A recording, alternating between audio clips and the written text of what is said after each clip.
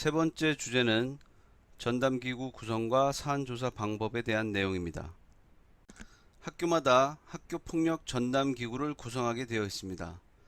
전담기구 구성권자는 학교의 장입니다.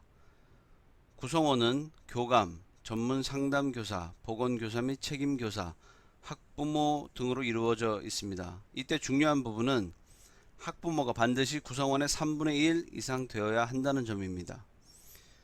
표에 보시면 전담기구 인원이 5명일 경우 학부모 수는 3분의 1 이상의 원칙을 따라서 2명 이상 포함이 되어야 하고요. 11명이라고 할 경우에는 3분의 1 이상 되어야 하기 때문에 학부모 수는 4명 이상 되어야 합니다. 이 부분은 학교에서 반드시 지켜서 구성을 해 주셔야 할 부분입니다. 전담기구를 구성하는 학부모는 학교운영위원회에서 추천하게 되어 있습니다. 또한 전담기구의 심의 방법, 전담기구 업무 분장, 학부모위원회 임기 등은 학교의 장이 정하도록 되어 있습니다. 간혹 문의를 주시는 부분들은 이러한 전담기구의 구성 그리고 운영에 대한 사항들에 대해서 학생 생활 규정에 포함시켜야 되는지를 묻는 선생님들이 계십니다. 결론을 말씀드리면 이 전담기구의 운영에 대해서는 별도의 학생 생활 규정에 포함시킬 필요는 없습니다. 다만 단위 학교에서 학생 생활 규정에 포함시키지 말고 이러한 운영에 대한 사항들을 내부 결제로 해 두시면 되겠습니다. 학교폭력 전담기구의 역할에 대해서 살펴보도록 하겠습니다. 가장 먼저 사안 접수 및 보호자 통보를 해야 됩니다. 전담기구는 학교폭력 신고 접수 대장을 비치를 해야 되겠죠. 그래서 학교폭력 신고가 된 부분들은 반드시 접수 대장에 기록을 해야 됩니다. 그렇지 않을 경우에 학교폭력 은폐를 한다라는 오해를 받을 수도 있습니다. 그리고 접수한 사안은 반드시 관련 학생 보호자에게 통보를 해 두셔야 됩니다. 그리고 48시간 이내 교육지원청으로 사안 보고를 해 주셔야 합니다. 이때 92페이지에 양식 1-2를 활용하시면 되겠습니다. 긴급하거나 중대한 성폭력 사안 등은 유선으로도 별도로 보고를 부탁드리도록 하겠습니다. 또한 성폭력 사안은 반드시 수사기관에 신고를 병행하셔야 됩니다. 성폭력 사안은 신고를 하는 것은 의무사항으로 되어 있기 때문입니다. 또한 학교폭력 사안 조사를 하게 될 텐데요. 학교폭력을 인지한 경우에 전담기구에서는 학교폭력 사안 조사를 주도적으로 실시하게 됩니다. 이때 전담기구에서 관련 교사들에게 협조를 적극적으로 요청할 수도 있겠습니다. 31페이지 계속 보도록 하겠습니다. 사안조사 후에는 사안조사 결과 보고를 해야 합니다. 신고된 학교폭력 사안에 대해서 조사를 실시하고 조사 결과를 보고서로 작성해서 학교장에게 보고해야 합니다. 이때는 96페이지 양식 2-4를 활용하시면 되겠습니다. 그리고 학교장 자체 해결 여부를 심의를 해야 될 텐데요. 학교장 자체 해결의 객관적인 요건, 4가지 요건이 충족되었는지, 또한 피해 학생과 그 보호자가 학교폭력 대책심의위원회 개최 요구를 원하는지 또는 원하지 않는지 의사를 반드시 확인해야 합니다. 그 외에도 졸업 전 가해 학생 조치 사항을 삭제할 것인지를 심의하게 되는데요. 제4호, 제5호, 제6호, 제8호의 조치 사항을 삭제할 것인지 심의하게 됩니다. 또한 집중 보호 또는 관찰 대상 학생에 대해서 생활 지도를 지속적으로 해야 할 필요가 있습니다. 관련 학생 담임 교사와 함께 학생들이 어떻게 생활하고 있는지 관찰하고 또 학생들이 잘 생활할 수 있도록 상담 및 이러한 내용들을 기록을 잘 해둘 필요가 있습니다. 또한 기재 유보된 사항이 있죠. 1호, 2호, 3호의 조치 사항은 기재 유보가 될 텐데요. 학교폭력 가해 학생 조치 기재 유보 사항을 잘 기록해 둘 필요가 있습니다.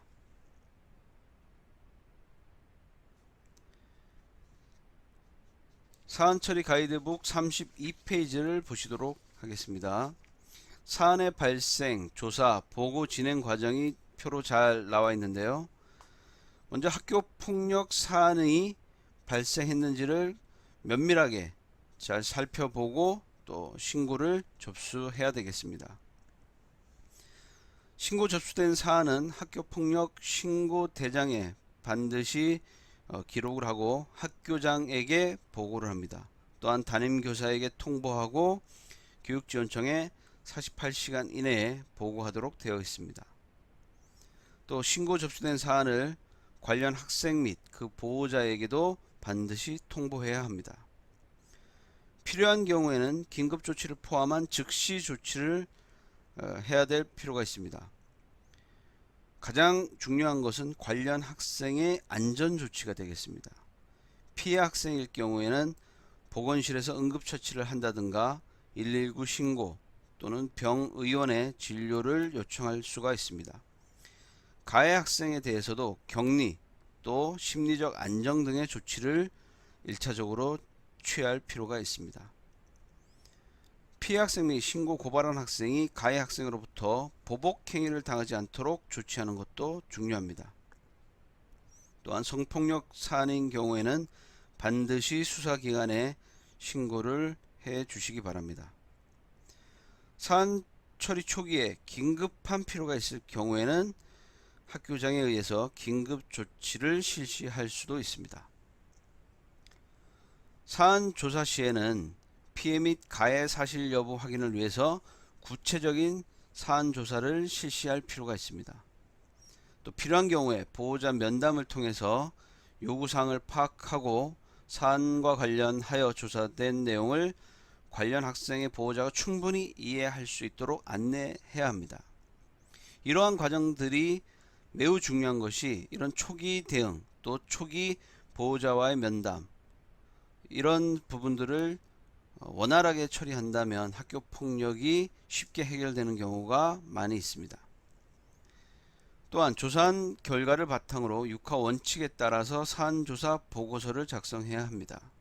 이때 사안조사 보고서는 내부 결재를 해 두시는 것이 좋습니다. 또한 학교폭력 관련 정보 공개 유의사항을 말씀드리면 사안조사를 하면서 면담 일지나 보고서 등은 직접적인 정보 공개의 대상은 아닙니다. 다만 사안 관련 민원이나 소송이 발생할 경우에 학교 및 교사의 사안 처리가 적절했는지 여부를 판단하는 근거가 될 수가 있습니다. 따라서 조사 과정 및 결과를 면담 일지에 기록해 두는 것이 필요합니다. 가장 간편한 부분들은 선생님들이 쓰시는 교무수첩 등의 면담을 기록해 두시는 것이 좋습니다.